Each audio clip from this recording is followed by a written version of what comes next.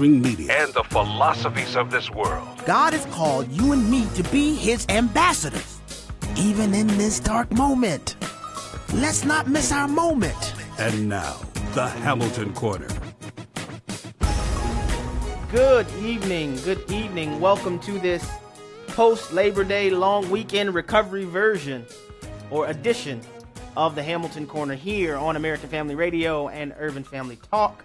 I am your host, Abraham Hamilton III, and I am excited to be with you today. We have a full slate of things to share this afternoon, but I'm going to begin, as always, in the Word of God, and we're on the opposite side, on the downside of Hurricane Harvey and its impact in Texas. And now people are bracing for Hurricane Irma. That's potential. And then there's another storm behind Irma, I believe, called Jose on the back end. So I think we absolutely need to be praying in this particular hour. I just want to share some things, and I didn't plan on going into all I'm going to go into. I just feel like I need to share this because I'll say it this way, and I'm going to go to the scriptures, and I'll just tell you where I'm going to go. I'm going to go to 1 Samuel chapter 12. There's an observation in this chapter I just want to make, and just to submit for your consideration, because sometimes we suffer as people, from recency bias, and to where we think things have always been as we know them to be. Like, an example of what I mean by that is that most of us don't want to assume most of us. I'll say many people are unaware that the national federal income tax is a relatively recent idea, a relatively recent notion, because most of us have only been alive in a time where there's always been federal income taxes. But most of us don't realize that there was no such thing as a federal income tax, a perpetual federal income tax, as a direct tax on American citizens until after the Federal Reserve Act of 1913 was passed. That means that you have over a century's worth of American history where there's no such thing as a federal income tax. You had a temporary federal income tax following the Civil War, but that was time limited and expired. And then between the Civil War and 1913, the rebuilding from the Civil War, there was no federal income tax. And because we have all been alive under the laborious, regressive nature of the federal income tax, we can't conceive of us being people in America without a federal income tax. And of course, if you understand the history of our country, you will realize that the founders never in their wildest imaginations ever conceived of a federal Leviathan state like we have now. Well, similarly, most of us think, and because the federal government has enlarged, the Bible talks about hell enlarges itself on a regular basis, that our federal government seems to be this ever-increasing, ever-encroaching Leviathan into every area. We don't realize that the fact is, in our country, the power is supposed to reside with the people. And when I say the power, I'm not merely referring to power as it pertains to political power. I'm suggesting the political power, as the Declaration of Independence and the founders understood, the government's power derives from the consent of the governed. But I would also suggest, as Jesus stated, he placed his church in the earth to be salt and light. He placed his church in the earth to be the pillar and ground of truth. Ephesians chapter 3 says that the manifold wisdom of God, the multi-layered, the multifaceted, the variegated wisdom of God, the wisdom that flows as waves go in the ocean, wave after wave after wave, the Lord has saw fit to use his church to be the vehicle by which his manifold wisdom is injected into modern times. I'm going to share some scripture today. Let me just read it first, and then I'll provide some commentary. 1 Samuel chapter 12, I'm just going to read verses 14 and 15. And I want to make a point from this. And this, I pray with everything in me. And Lord, I just ask you, Lord, that you open our eyes and our hearts to behold beautiful treasure in your word. In Jesus' name. 1 Samuel chapter 12, verse 14. This is in Samuel's farewell address as he's preparing to go off the scene after the Israelites have demanded and now received a king. Look what the Lord speaks to the Israelites through Samuel. It says, if ye, meaning the Israelites, if ye will fear the Lord and serve him and obey his voice and not rebel against the commandment of the Lord, then shall both you and also the king that reigneth over you continue following the Lord your God. Verse 15, but if ye will not obey the voice of the Lord, but rebel against the commandment of the Lord, then shall the hand of the Lord be against you, as it was your fathers. All right. And so when in that verse 15, when it says be against you, it is including the Israelites and the king together in being the object that the Lord would be against. Here's the thing that I'm pointing out, that I want to point out. In verse 14, when Samuel explains this, he says, if you will fear the Lord, Israelites, he's not talking about the king. If you Israelites will fear the Lord and serve him and obey his voice and not rebel against the commandment of the Lord, then shall both you and also the king that reigneth over you follow the Lord. So what is Samuel saying? And what is the Lord saying through Samuel? The Lord is literally saying through Samuel that if the people will remain faithful to the Lord will bless them with faithful leadership. To say it in another place, debauched, flawed, decrepit, corrupt leadership is evidence of judgment on the nation that follows the corruption of its people. What I'm saying, and I said this before, and I'll say it again here, that in the run-up to the presidential election, I said I believe that God was judging our country and demonstrating the core corruption of our nation. By and large, I have some audio I'm going to share here today that if we really step back and examine ourselves as a society, we'll begin at the individual level, and then at the community level, and at the family level, and the community level, and the city, and the state, extrapolating to the nation. We have to, if we're going to be honest, we have to conclude that the immorality and the debauchery that we see taking root in our nation, it is following the individual, the familial, the local community, the citywide, the statewide degradation that we're facing. What I'm suggesting is that the foul and flawed leadership is not the cause of the regression of the American people. It is the fruit of the regression of the American people. John Adams, second president of the United States, said that the American constitutional republic is solely created. It could only function. The Constitution could only serve as an adequate form of government for a wholly moral people, because it is completely inadequate for the governance of any other people. And so as the Lord, I am suggesting, as the Lord said through Samuel, if the Israelite people would fear the Lord and serve him and obey him and not rebel against the commandment of the Lord, then we would likewise have leadership that carried that same type of commitment. You want to know why? Because the American people, because we live in a constitutional republic where the Lord has given us the privilege of having a constitutional republic with democratic features, where we have an objective standard of government that precludes, or should I say, it includes in its conception the depravity of the heart of man. The constitutional republican form of government pretermits that men have depraved hearts, so that even when men's hearts turn wicked, even when men would begin to say, well, murder should be legalized because we have now decided to nullify the constitutional standards, we have an objective source of authority that says, no, you cannot turn what God has declared to be illegal to make it legal, no matter what you say. But what happens is that the hearts of the people begin to turn. I'll just share this, and I shared this with you, Jeff, at my house over the weekend. I was thinking about this. I've been reading personally, and I didn't plan to talk about this at all. I've just been reading the book of Judges, and it just got to the place to where I just got sick and tired of reading. And the people of Israel again did evil in the eyes of the Lord. The people of Israel did again did evil in the eyes of the Lord. It just I wanted to pull my little hair out.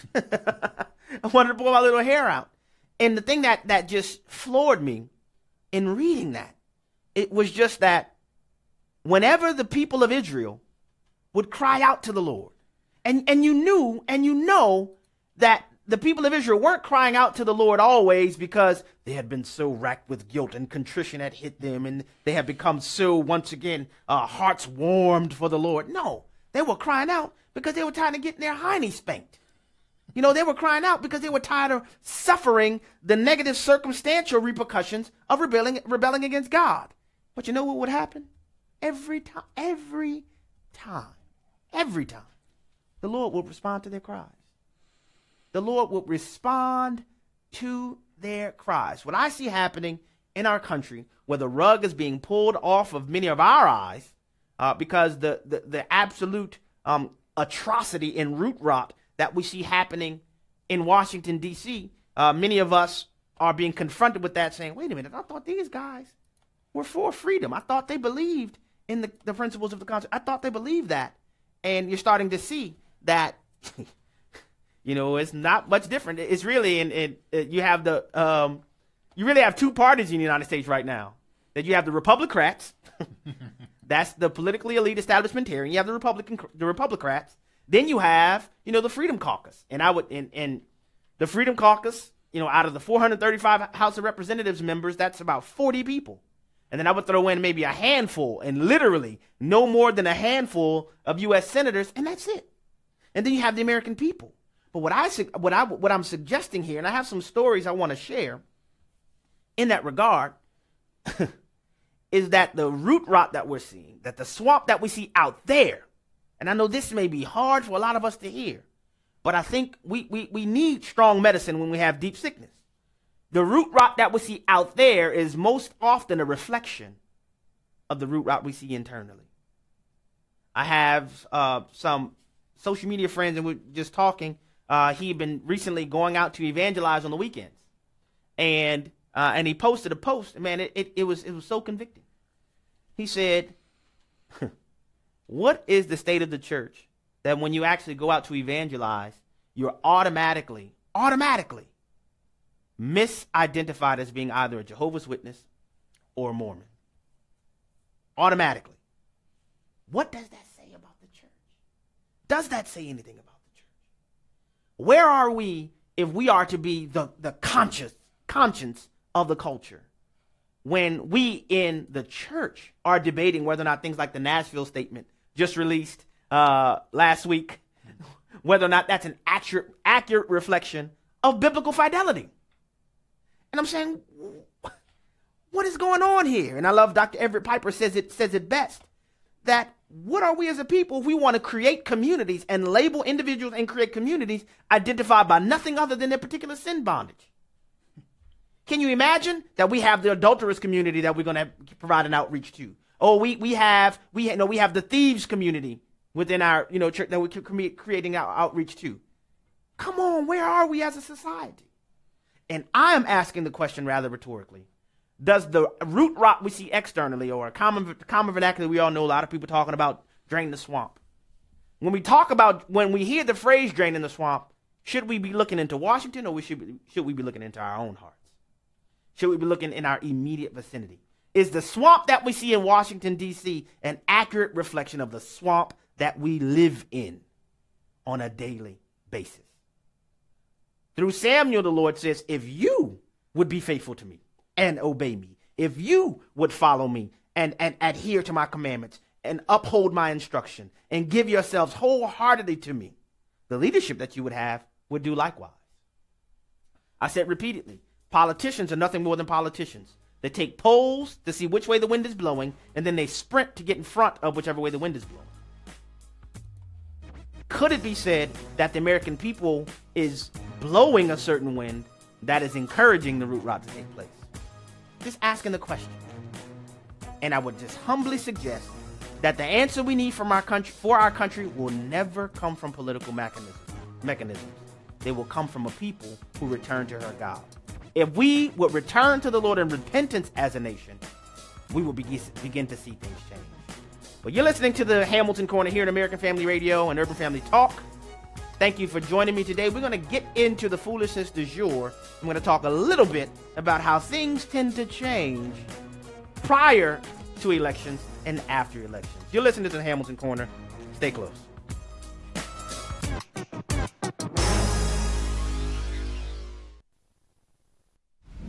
Action is not equal to intention. Hi, I'm Matt Staver with Freedom's Call. There is a new development in Sandra Merritt's case. She is, of course, the courageous woman who exposed Planned Parenthood for their willingness to illegally sell aborted babies. The California Attorney General brought 15 improper complaints. The judge dismissed 14 of them and allowed 2 weeks or 10 days to refile. After missing the deadline by more than 2 months, the Attorney General convinced the judge to allow him to refile now because of a so-called clerical error. This is shocking and clearly counters both the judge's previous directive and clear California law.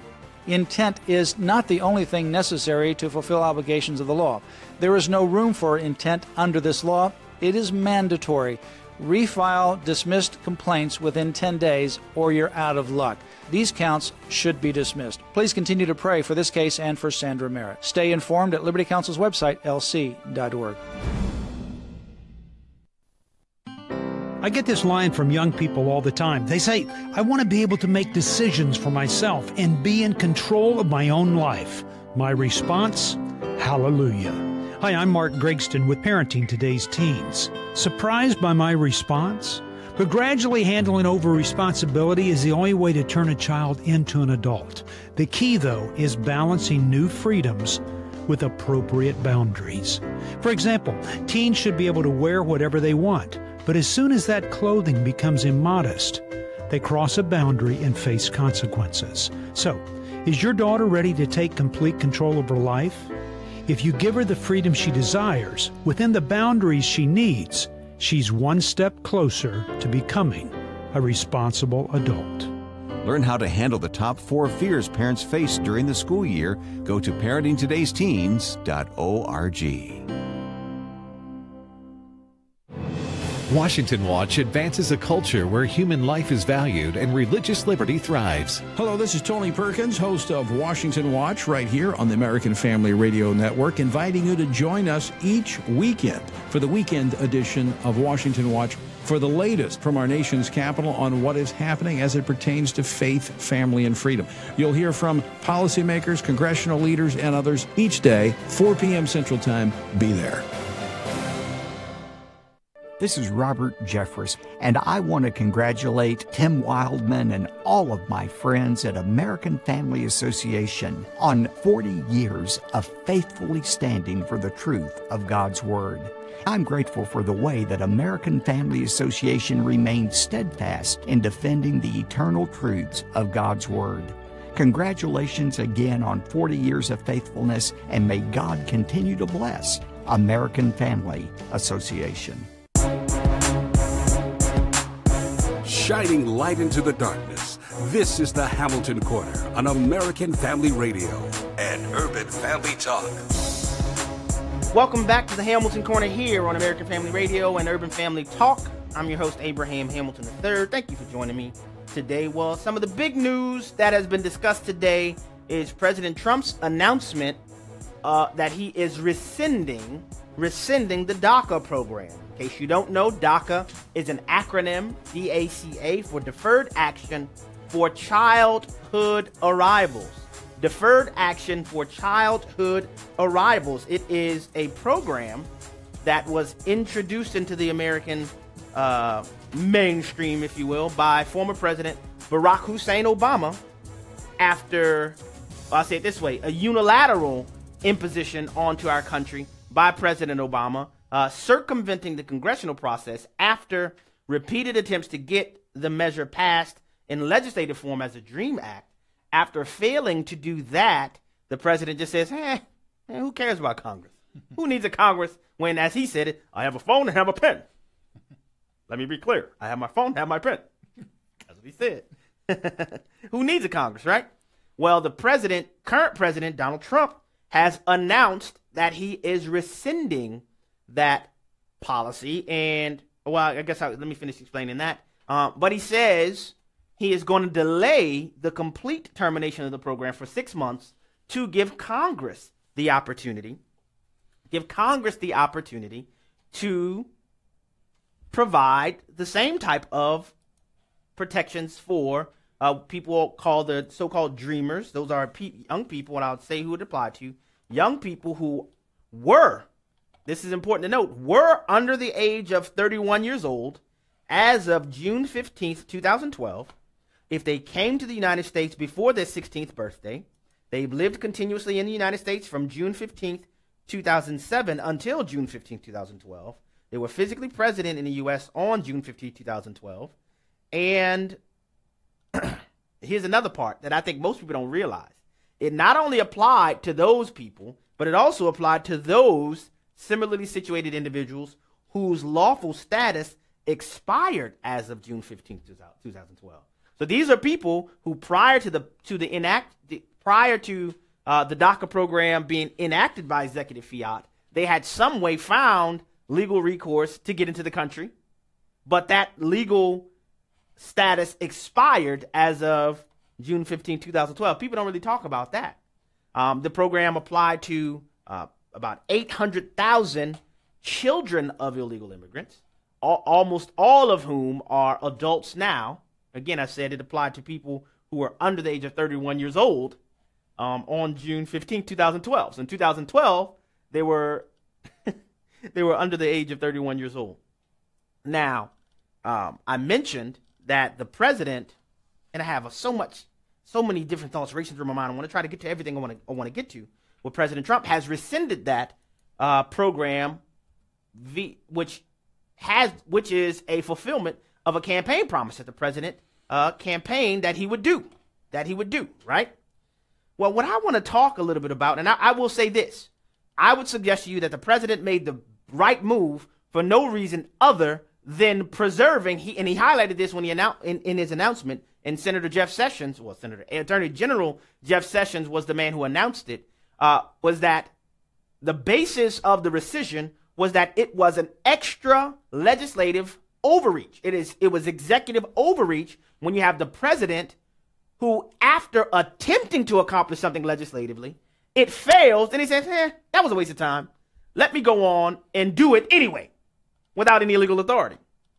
And I'll say this. In addition to the DACA program, President Obama also enacted the DAPA, D-A-P-A, which was, let me make sure I got my acronyms together, which was the Deferred Action for Parents of Americans and Lawful Permanent Residence Program.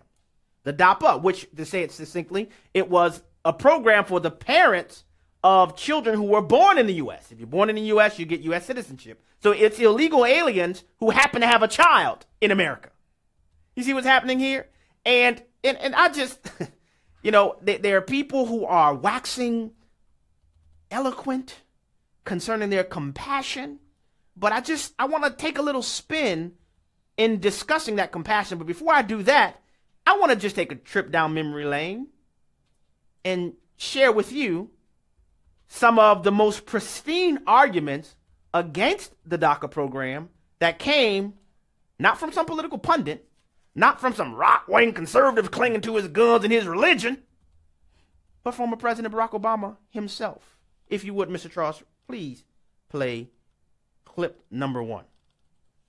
There are those in the immigrants' rights community who have argued passionately that we should simply provide those who are illegally with legal status, or at least ignore the laws on the books and put an end to deportation until we have better laws.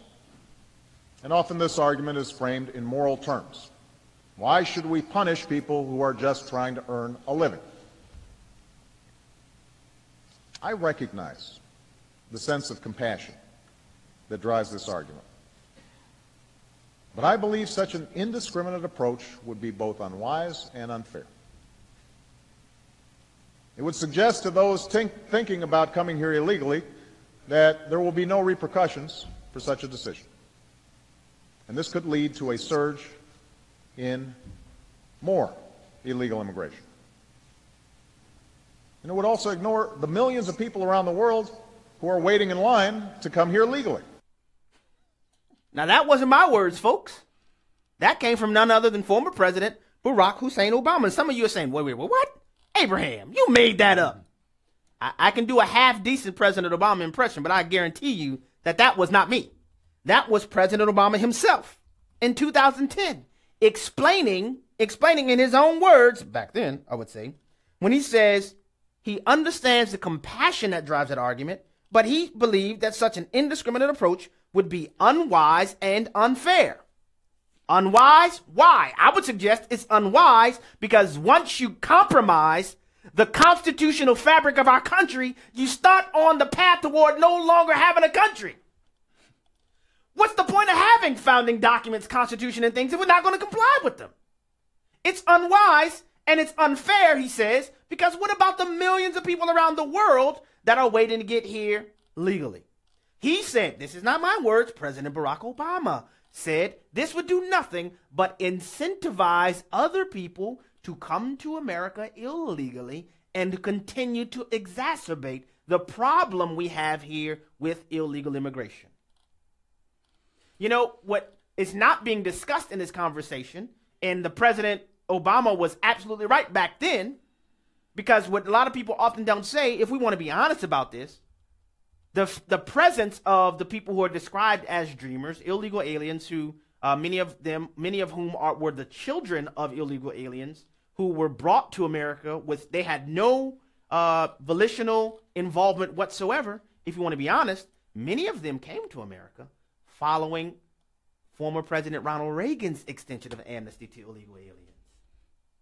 In fact, the Republican position on illegal aliens in the immigration debate was derived in large part from the mistakes that have been widely perceived as though Ronald Reagan is heralded as a great conservative president, which I agree with that assessment.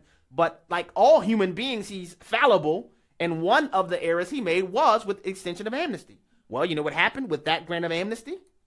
That there were children born to those who were incentivized, as President Obama rightly highlighted here, to come to America thinking, this is President Obama's words in 2010, that there will be no repercussions for coming to the country illegally. The fact that we're having the conversation about dreamers today is the result of the extension of amnesty under former President Ronald Reagan in the 80s. Oh yes, there's more to discuss. Let's go to clip number 3, if you will, Mr. Charles. I want to work with Democrats and Republicans, yes, to protect our borders and enforce our laws and address the status of millions of undocumented workers. And I will keep fighting alongside many of you to make the DREAM Act the law of the land.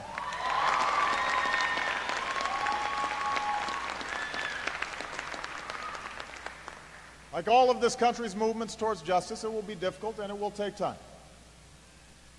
I know some here wish that I could just bypass Congress and change the law myself.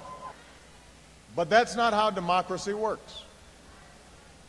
See, democracy is hard, but it's right. That's right, Mr. President. Democracy is hard. I'd just like to add this correction. We're not a democracy. We're a constitutional republic with democratic features. But, you know, I won't quibble over the details. You got it absolutely right when you said, I know some here wish that I could just bypass Congress. This is Barack Obama telling you this. Some wish that I could just bypass Congress and change the law myself. But that's not how democracy works. Should I do one more? Do I have time for one more? Let's do one more before I move on.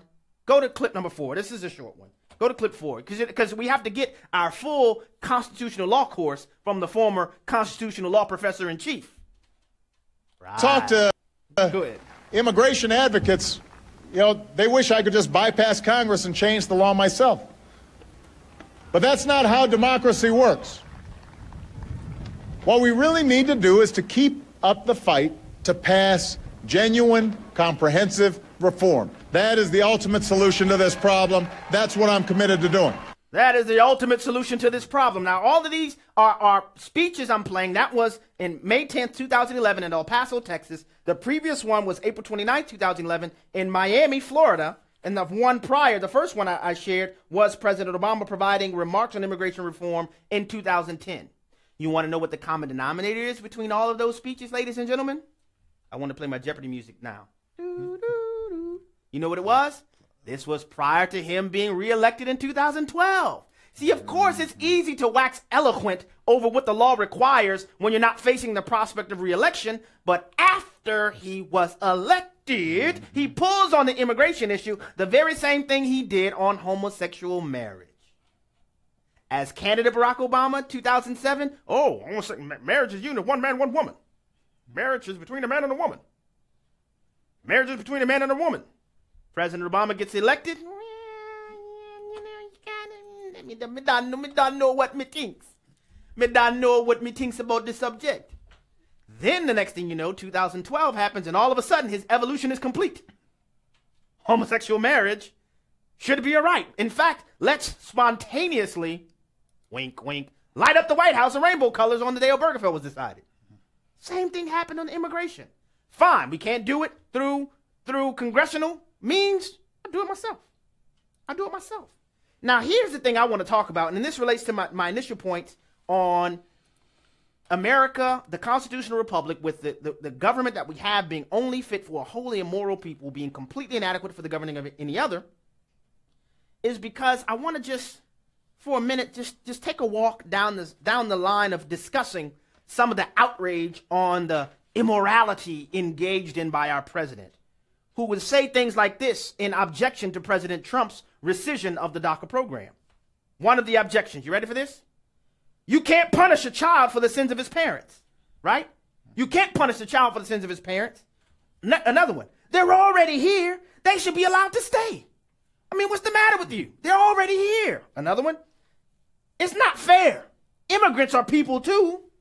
Last one I'll say, this is cruel, right? These are all appeals to morality from the very same crowd that says you can't legislate morality. Well, I'll ask the question to those who would object to the president's decision. Apply those same arguments to the issue of systematic Roe v. Wade sanctioned infanticide, murdering babies. You can't punish a child for the sins of his parents. Good. But I guess that argument doesn't hold water if you're talking about killing a child in the womb based on the sins of their parents. They're already here. They're already here. They should be allowed to stay. Well, what about that little person that has every single chromosome that they will ever have while they're in their mother's womb? They're already here. Why can't they stay? Immigrants are people too. This is cruel. Unborn people are people too. This is cruel. See, the thing that I'm driving at is that you have to completely miss me with any moral appeal arguments that would say, and this is the one that really got me, Senator Bob Menendez on Twitter, the Democrat senator who's on trial right now for corruption, saying, President Trump, you're going after the children. Now it's on, buddy. And I'm saying, the cognitive dissonance is just amazing to me, that you'll make this appeal, you can't punish a child for the sins of the parents, but it's completely tone deaf when it applies to abortion. And what I'm suggesting here is that the lack of understanding moral clarity is the endemic that produces the root rot that's evidenced in the swamp. If you don't understand the utter hypocrisy out of one side of your mouth arguing for keeping the DACA children in America and at the same time arguing that people should be able to kill babies in the womb, your complete appeal to morality is lost on me. You have no authority to make such an appeal. And the thing that's just befuddling to me is that when you have regressive ideology, that this is the type of logical inconsistencies that always manifest. How could you have such an aggressive and voracious appeal to protect the children, most of whom are adults anyway? If we want to be honest, I'm not saying they're not worthy of compassion. I'm not even speaking about the merits of the immigration debate as applied to them. I'm talking about the hypocritical moral appeal that is being made as the basis for this faux outrage, and really to reveal to you that it's not real outrage, it's manufactured. Because to them, they're only thinking politically. They're not thinking about true morality. Because if they were, they wouldn't be so bereft of being able to have the same understanding of the words that they're using to apply to children who are not merely being told that you may have to move to another country, but children who are being told you can't live. To me, murdering children evokes far more moral outrage than relocating adults to another country.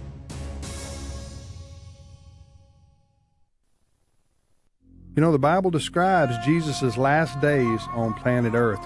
Hello, everyone. I'm Tim Wildman with American Family Association and American Family Radio. We're going to Israel, the Holy Land, March 8th through the 16th. And we'll be visiting those places that the Bible mentions in Jesus' last days, including his time in the Garden of Gethsemane, which is on the Mount of Olives. We're also going to go to the house of Caiaphas and see the very steps that Jesus walked on his way there from the Garden of Gethsemane. And then finally, that day we'll be going to the Via Dolorosa, the path that Jesus walked to the cross. So it's going to be a fantastic time in Israel as we see what happened to Jesus, and we talk about the hope that we have in his resurrection. For more information, go to the website twholyland.com. That's twholyland.com, or call 800-FAMILIES, option 5. 1-800-FAMILIES, option 5.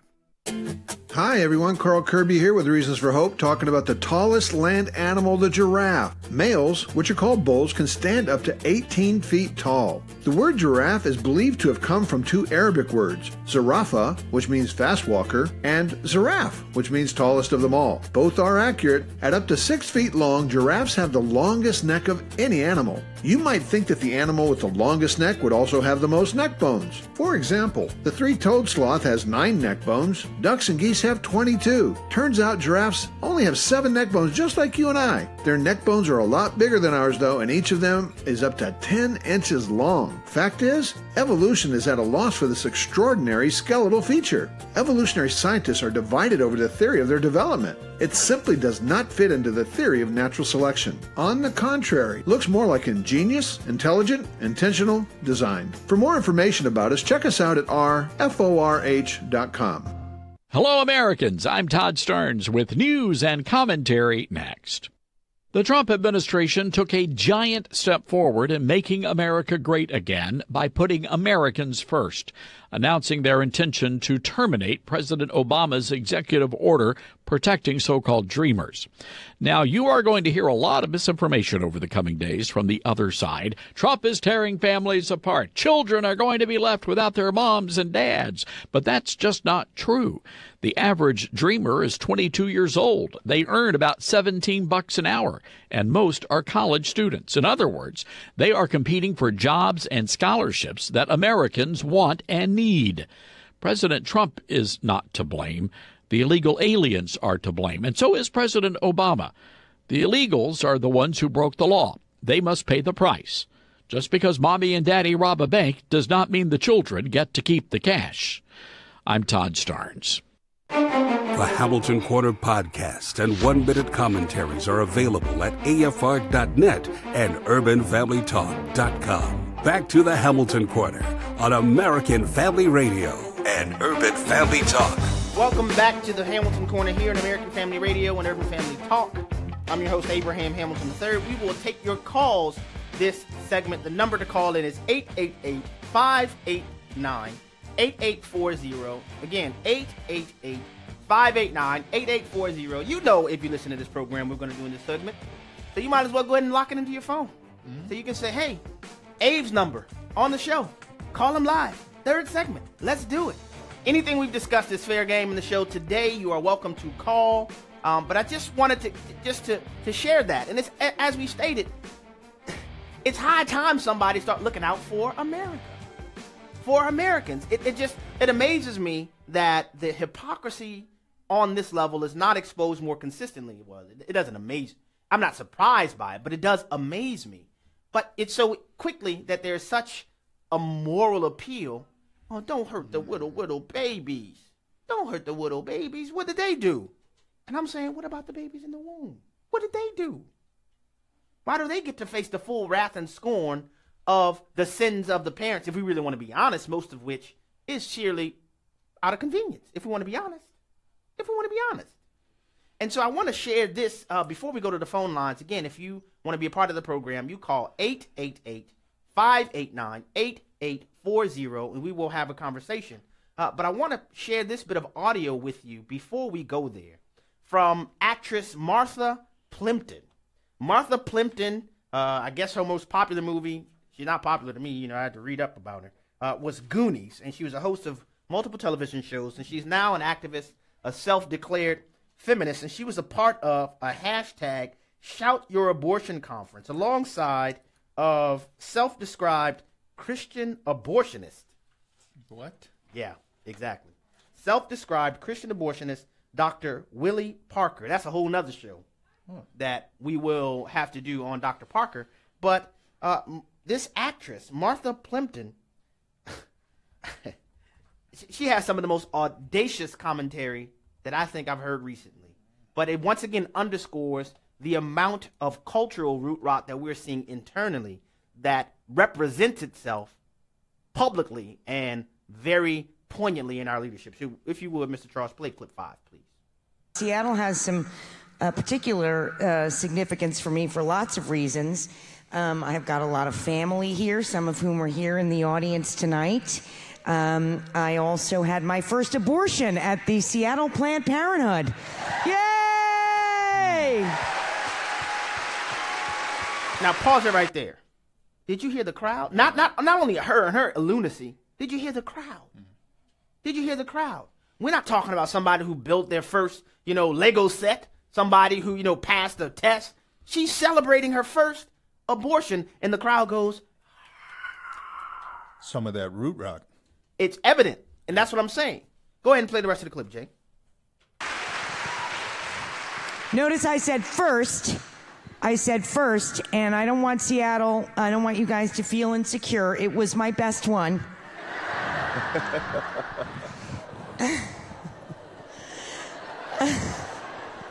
Heads and tails above the rest. If I could Yelp review it,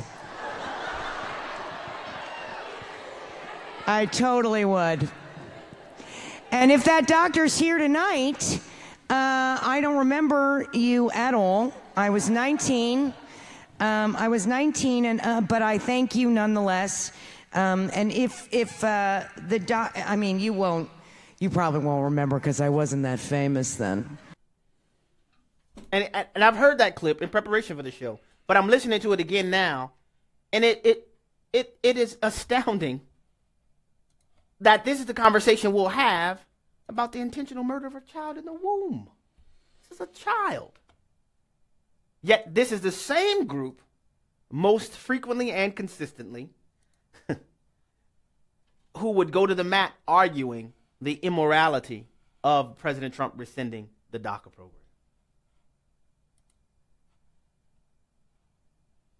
It's galling. It's galling. And if we really want to really discuss some of the things we're talking about, and I shared this story just to show the lack of moral of true moral outrage and the hypocrisy employed just to try to get the American people caught up in the media's crosshairs. That these are some of the same people who argue for the pornography industry. That if you realize the research, they make more money combined in the NFL, the NBA, and the NHL combined. Billions of dollars. Billions of dollars. It's root rot that we're facing. But to the phone lines, we'll go first to Mark in Illinois. Mark, thank you for calling the Hamilton Corner. What is on your mind? How you doing, Mr. Hamilton? I'm doing well, Mark. Go right ahead. My question was, it's a little off topic, but I was just wondering, do you find it, or does anybody else find it just kind of strange that Donald Trump, and don't get me wrong, I am a strong conservative. I'm a Republican. I voted for Donald Trump. He wasn't my first choice, but right, like many other Americans. Like many other Americans. I'm just wondering, does anybody else find it strange that all of his conservative cabinet members are leaving and now I'm for the rescinding of the DACA Act, the DREAM Act. But well, there's no DREAM Act. The DREAM Act never passed. It's only the DACA executive order.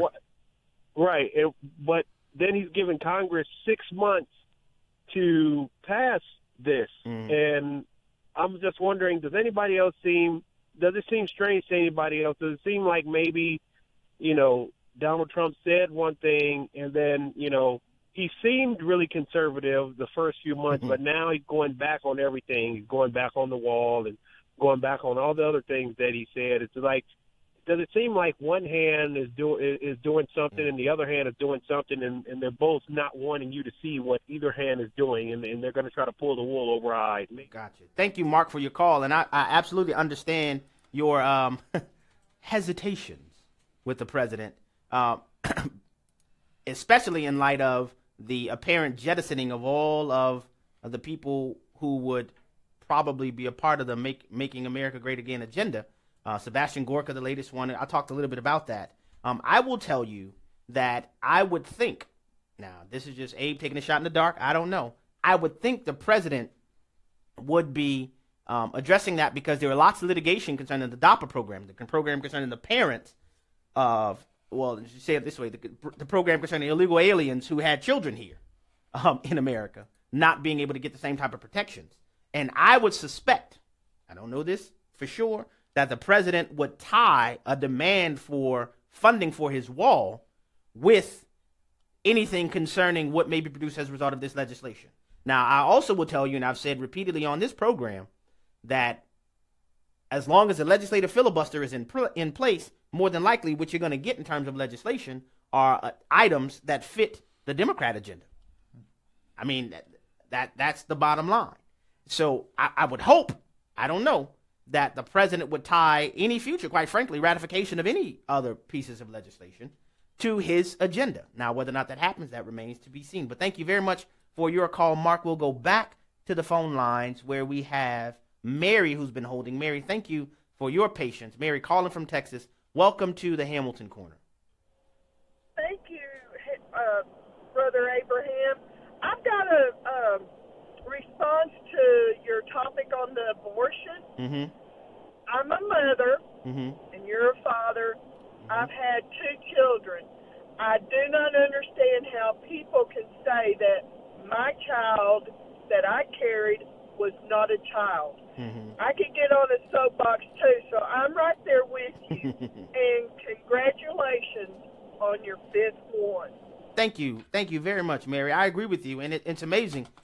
Prior to technological innovations, one of the lies that the abortion mill and the murder merchants would do was lie to the young ladies and say, hey, it's not a person, it's just a blob of tissue.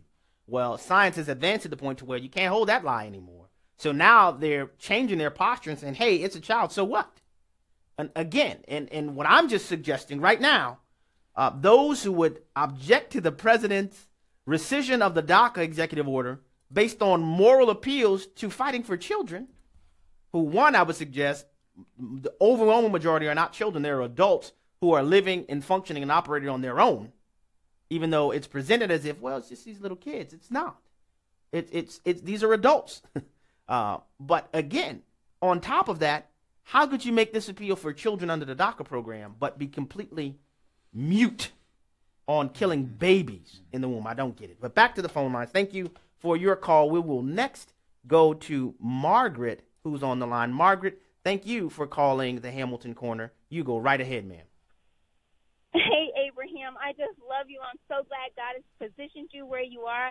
I just wanted to say that I was talking to someone the other day, and she asked me, what would Jesus do? It amazes me the fallacious moral equivalencies they try to make. I said, Jesus is the God of all. Why can't these countries be held to a moral standard to take care of their own people? Why the country that's hated by everybody? Everybody hates America. America's so this, so that. Why are we expected to take people when they have a sovereign country? I don't care if it's Mexico, Syria, Iran, Iraq, wherever.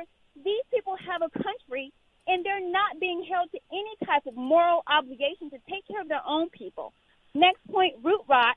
I'm like with you totally on that. God says, be ye holy, for I am holy. We're telling the president, you be holy because we're not holy, and we refuse to be. Many of us are just as vulgar, if not more than President Trump. Yet we try to hold him to this perfectly great high standard that we're not living ourselves, and you're absolutely right. That is why our country is decaying the way it is. Thank you so much, and you have a blessed day. Thank you, Margaret. Amen. I'm ready to tune up my organ. Amen. And to her first point, you know, some of the best things we could do if we really are going to be the type of people who care about people beyond our borders is to make it better for people to live in their own countries and to make their countries better. You know, but I agree 100%. I know I have to keep moving because there are more callers. I want to try to get everybody in before the show concludes. We next have Debbie. Debbie's been holding. Debbie, thank you for your patience. Welcome to the Hamilton Corner, Debbie. Are you there? Is she there? Okay, I'll keep moving. I'll go to another caller. Debbie, if you're there, we probably won't be able to get you in today if you try to call back. But if you call back tomorrow, we will certainly try to fit you in. We will next go to Arkansas, where Robin is on the line. Robin, thank you for calling the Hamilton Corner. Go right ahead. Hey, thank you for taking my call. I just have a question. During all this time that DACA has been enforcing all this, why have these people not tried to get citizenship in America? Has anybody ever just thought, okay, while we're living under amnesty or whatever, why don't we go get legalized? That's a great question, Robin. There's a great question. And it brings me back to my point earlier that the DACA program, and this is not one of the points that's discussed publicly very often, but the DACA program didn't apply solely to those children whose parents brought them there who didn't have any type of legal status as the signing of President Barack Obama's executive order. But it also applies, and I'll read you from the law, to those whose lawful status expired as of June 15th, 2012. So that means that these are people who, for whatever reason and their various circumstances, they had procured lawful status previously at some point, but it had expired. And so your question is a salient point. If you had legal status previously, what prevented you from continuing, reapplying, or extending, so forth, so on, that legal status? And again, for all those since 2012, now we are in September of 2015, so that is 5 years. What has happened in that intervening 5 years concerning establishing a permanent legal status of some sort? Now, I know there'll be many retorts that'll say, well, it is the entire immigration system that needs to be overhauled, and I agree with that. I have immigrants in my own family, but the immigrants in my family made the sacrifice, did what was necessary to come here legally. And I just want to just share something briefly for those who, similar to Margaret's call, who said, what would Jesus do? The nation of Israel, you know, that's that nation established by God. You remember them in the Bible? They had some of the most forward advanced immigration policies of the world at their time that they expressly provided for foreigners and sojourners among them. But they had one condition for their permanent residency among Israel, that they had to adhere to the laws of Yahweh, just as the Israelites had to adhere to the laws of Yahweh. So contrary to the suggestions of some, requiring people to actually obey our laws is not an immoral position. Our country is filled with people who have come here legally. The statistics are overwhelming when we discuss the impact of illegal immigration on the job status of people in our country.